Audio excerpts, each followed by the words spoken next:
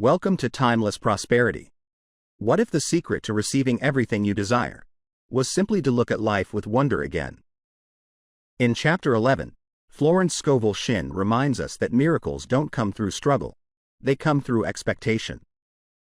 Like a child standing before the unknown, full of joy, curiosity, and certainty that something beautiful is about to happen. Tonight, we return to that state, the state where anything can happen overnight. Chapter 11. Look with wonder. I will remember the works of the Lord.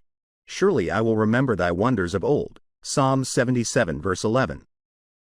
The words wonder and wonderful are used many times in the Bible. In the dictionary, the word wonder is defined as a cause for surprise, astonishment, a miracle, a marvel. Ouspensky, in his book, Tertium Organum, calls the fourth dimensional world, the world of the wondrous. He has figured out mathematically that there is a realm where all conditions are perfect. Jesus Christ called it the kingdom. We might say, seek ye first the world of the wondrous, and all things shall be added unto you. It can only be reached through a state of consciousness. Jesus Christ said, to enter the kingdom we must become as a little child. Children are continually in a state of joy and wonder. The future holds promises of mysterious good. Anything can happen overnight.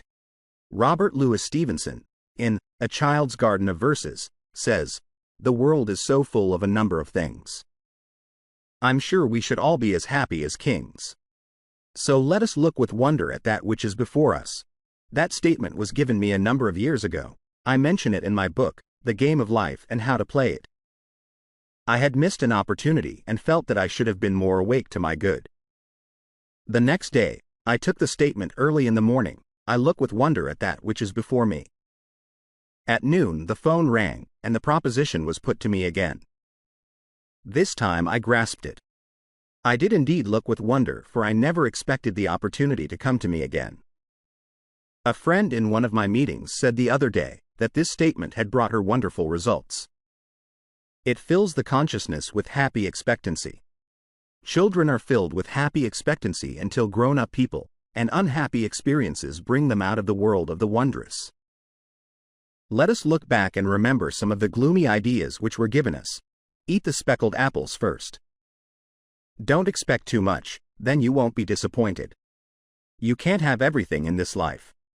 Childhood is your happiest time. No one knows what the future will bring. What a start in life. These are some of the impressions I picked up in early childhood. At the age of 6, I had a great sense of responsibility. Instead of looking with wonder at that which was before me, I looked with fear and suspicion. I feel much younger now than I did when I was 6.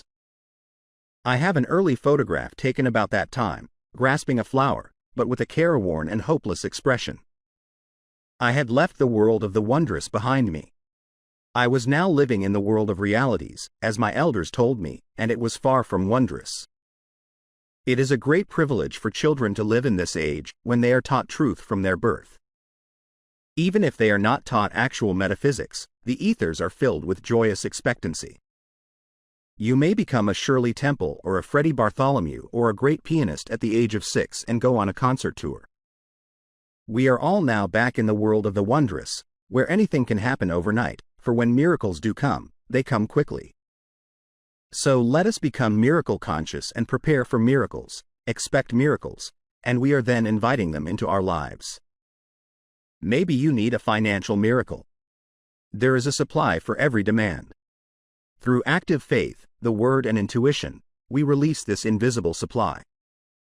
I will give an example. One of my students found herself almost without funds. She needed $1,000. And she had had plenty of money at one time and beautiful possessions but had nothing left but an ermine wrap. No fur dealer would give her much for it.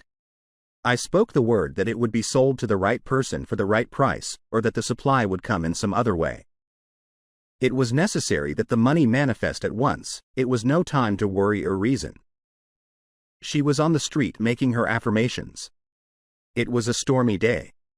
She said to herself, I'm going to show active faith in my invisible supply by taking a taxicab. It was a very strong hunch. As she got out of the taxi, at her destination, a woman stood waiting to get in. It was an old friend, a very, very kind friend. It was the first time in her life she had ever taken a taxi, but her Rolls-Royce was out of commission that afternoon. They talked and my friend told her about the ermine wrap. Why, her friend said, I will give you $1,000 for it. And that afternoon she had the check. God's ways are ingenious, His methods are sure. A student wrote me the other day that she was using that statement, God's ways are ingenious, His methods are sure. A series of unexpected contacts brought about a situation she had been desiring. She looked with wonder at the working of the law. Our demonstrations usually come within a split second. All is timed with amazing accuracy and divine mind. My student left the taxi, just as her friend stopped to enter. A second later, she would have hailed another taxi. Man's part is to be wide awake to his leads and hunches, for on the magic path of intuition is all that he desires or requires. In Moulton's Modern Reader's Bible, the Book of Psalms is recognized as the perfection of lyric poetry. The musical meditation which is the essence of lyrics can find no higher field than the devout spirit which at once raises itself to the service of God, and overflows on the various sides of active and contemplative life. The Psalms are also human documents, and I have selected the 77th Psalm because it gives the picture of a man in despair, but as he contemplates the wonders of God, faith and assurance are restored to him.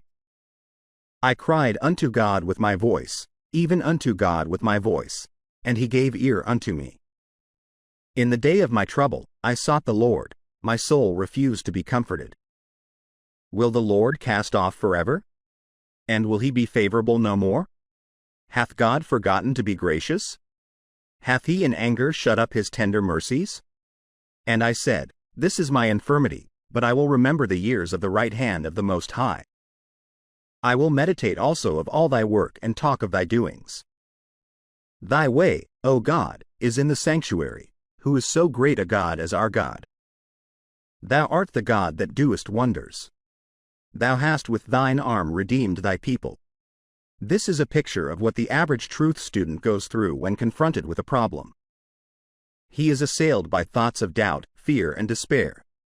Then some statement of truth will flash into his consciousness. God's ways are ingenious, His methods are sure.